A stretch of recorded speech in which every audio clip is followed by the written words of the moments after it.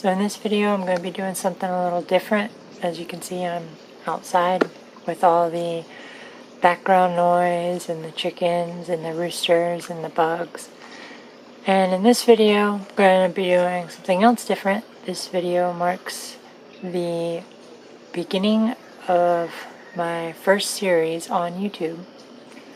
And in this series I'm going to be talking about the differences between being prepared for natural everyday stuff to end of the world, World War III, post-apocalyptic stuff, and what actually works out for both.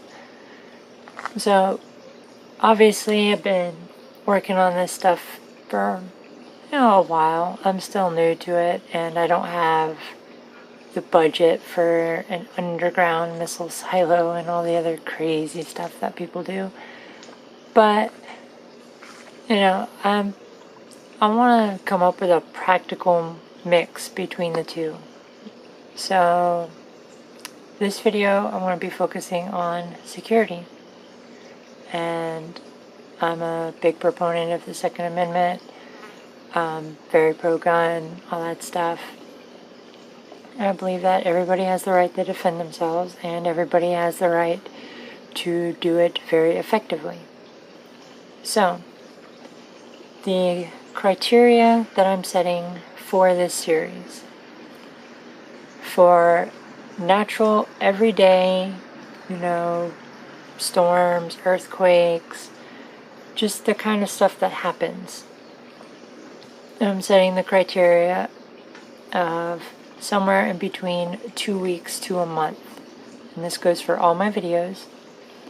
So, in 2 weeks to a month, what are the things you're going to be facing, and what are you going to need to deal with them?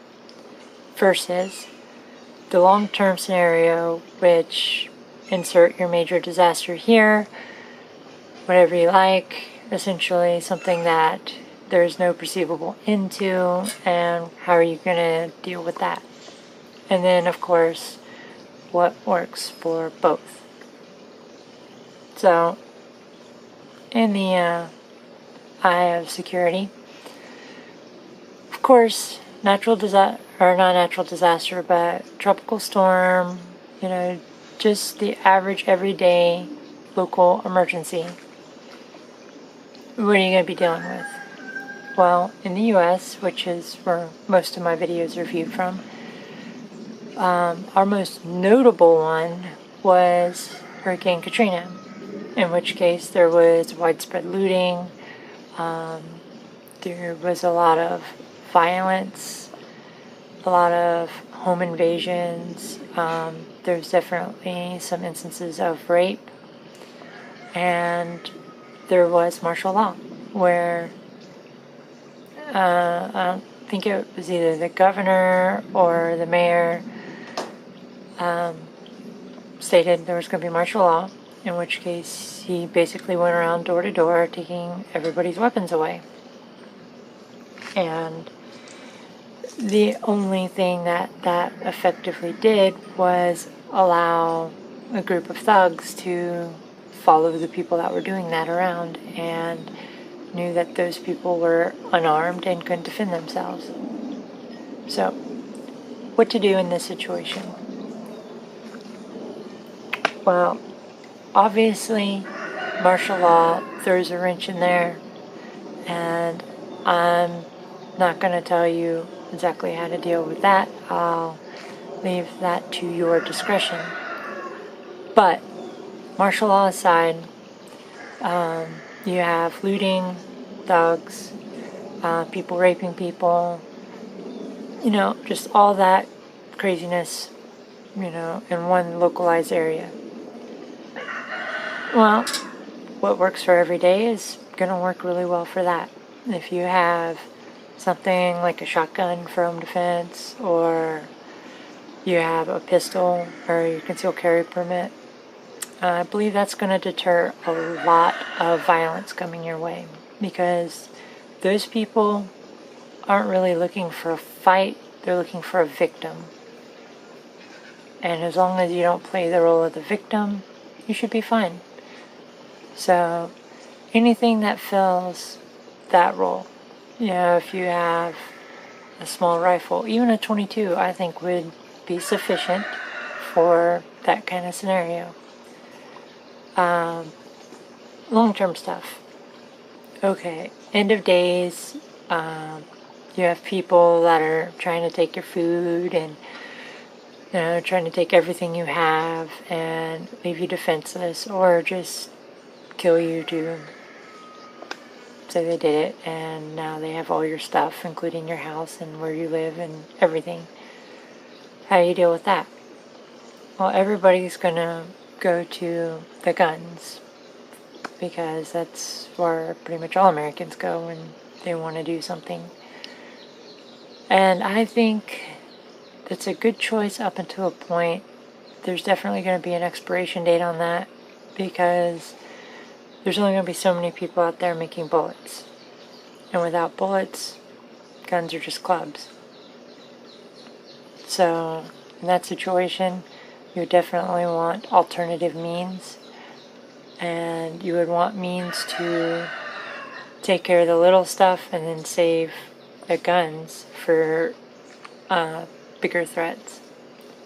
So knives, swords, being able to make your own improvised weapons, things like that.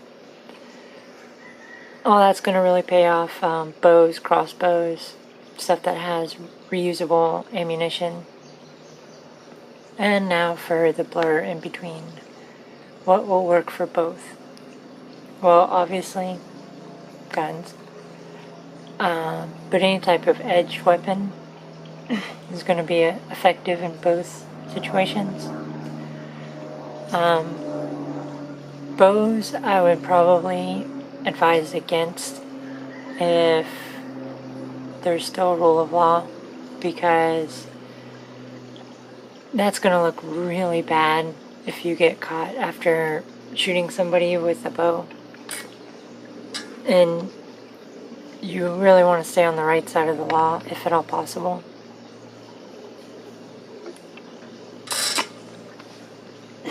But knives are a good choice. Machetes, swords. Because if you pull out something like that, like let's say you're defending yourself, and it's still rule of law, and there's just been a localized disaster. If you defend yourself with something like a sword, you pull that out, and somebody still attacks you, it is pretty obvious at that point that you were defending yourself. Because anybody else wouldn't have defensive wounds from a sword. They would be running. So any of those situations would probably work. And of course, just the basic stuff like situational awareness. You know, you always need to know what's going on around you and be thinking ahead of what you can do to augment the situation. So that marks my first video in the series. Upcoming, I'm going to be doing stuff on water, food, just the whole gamut of being prepared for a localized event and being prepared for the end of the world. As always, if you have any comments, suggestions, requests, please feel free to message me or leave them in the comments. I always encourage discussion on all my videos. And if you like this type of content, subscribe.